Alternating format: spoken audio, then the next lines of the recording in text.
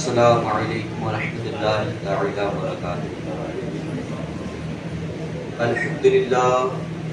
الحمدللہ رب العالمین والصلاة والسلام علی سید المرسلین، اما بعد فاعوذ باللہ من الشیطان الرجیم، بسم اللہ الرحمن الرحیم۔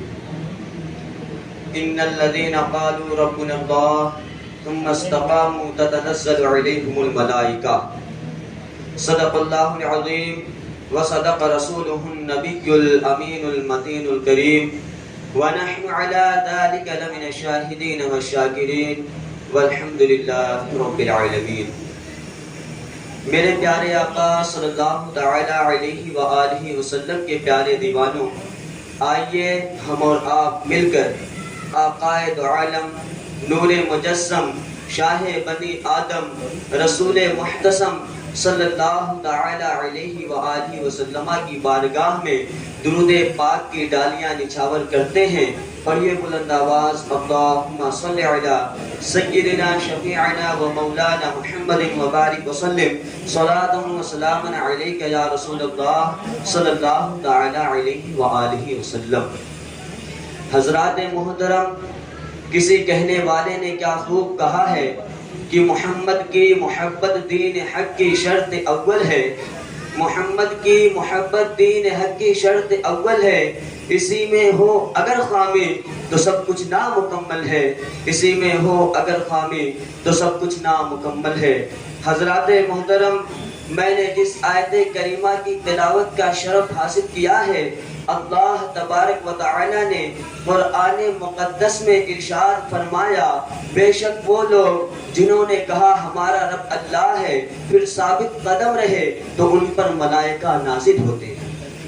حضرات محترم، حضرت علامہ جلال الدین سیوطی علیہ رحمہ اپنی کتاب شرح الصدور میں ایک واقعہ لکھتے ہیں کہ عیسائیوں کا بادشاہ ہرقل کے زمانے بادشاہیت میں مسلمانوں اور عیسائیوں کے درمیان ایک جنگ ہوئی۔ مسلمانوں نے شاندار فتح حاصل کی، مگر عیسائیوں نے چند مسلمانوں کو گرفتار کر لیا۔ ان چند مسلمانوں میں 3 سگے بھائی تھے جن کی اٹھتی ہوئی جوانی ان کے چہرے سے جھلک رہی تھی، جن کی جوانی کی جھلک ان کے چہرے سے چمک رہی تھی۔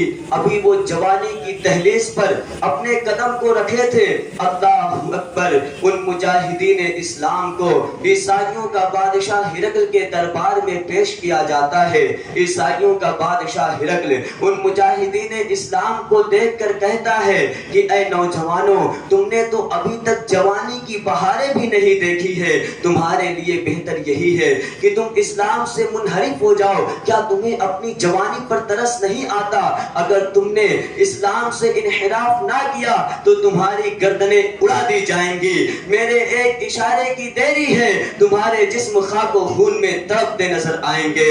اللہ اکبر، مجاہدین اسلام بول اٹھتے ہیں، اے عیسائی بادشاہ، اگر ہماری جانیں اللہ کی راہ میں اسلام کے نام پر قربان ہو جائیں تو اس سے بڑھ کر اور کیا سعادت ہو سکتی ہے، اس سے بڑھ کر اور کیا خوشخبری ہو سکتی ہے۔ اللہ اکبر، مجاہدین کہتے ہیں کہ ہم شہادت کا جذبہ لے کر ہی میدان جہاد میں آتے ہیں، ہماری زندگیاں اسی مرتبے کے حصول کے لیے آرزوئے کرتے گزر جاتی ہے۔ اللہ اکبر، عیسائیوں کا بادشاہ ہرقل کہتا ہے، اے نوجوانوں، میں تمہیں ایک مرتبہ اور موقع دیتا ہوں، تم غور و فکر کر لو کہ تمہیں محمد عربی کا دیا ہوا ایمان پیارا ہے یا تمہیں اپنی جان پیاری ہے۔ مجاہدین بول اٹھتے ہیں، اے عیسائی بادشاہ سن لے، ہماری آخری سانس کا بھی یہی جواب ہوگا کہ ہم تو اپنی جان دے سکتے ہیں لیکن محمد عربی کا دیا ہوا ایمان نہیں دے سکتے۔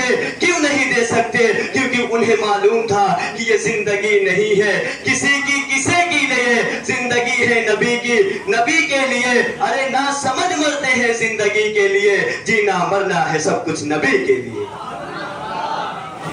پیارے اسلامی بھائیوں، حضرات محترم، آخر کار اس عیسائیوں کا بادشاہ ہرقل حکم دیتا ہے کہ یہ کسی بھی حال میں اسلام سے ہٹنے والے نہیں ہیں، اسلام سے منحرف ہونے والے نہیں ہیں، انہیں کھولتے ہوئے تیل میں ڈال دیا جائے۔